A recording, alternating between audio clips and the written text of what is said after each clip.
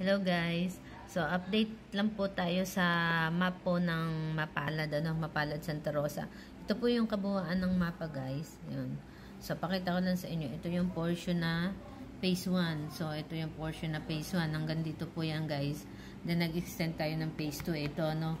So ito yung kabuuan ng phase 2. Tapos yung phase 3 guys, ito.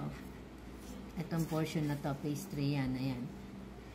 So, ito po yung Barangay Road, andito po yung Barangay Hall ng Mapalad, Santa Rosa. So, sa portion nito, andito naman po yung simbahan ng Iglesia at Katoliko, guys.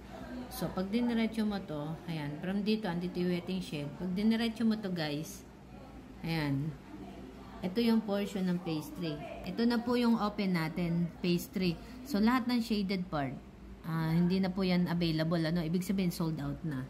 So meron pa ho tayong pwedeng pamilian, mga katabi ho, mga katabi ng corner lot. Ito, katulad na to, ito bakante pa, ito corner din po ito.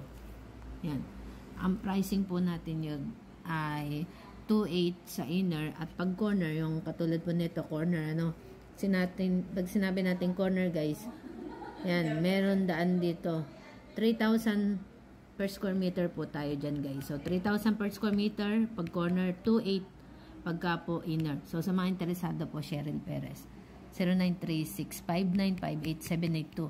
Sa Mapalad po ito guys. Lot installment, no interest. So sa mga interesado po, kontakan nyo lang po ako or comment lang po kayo sa aking YouTube channel.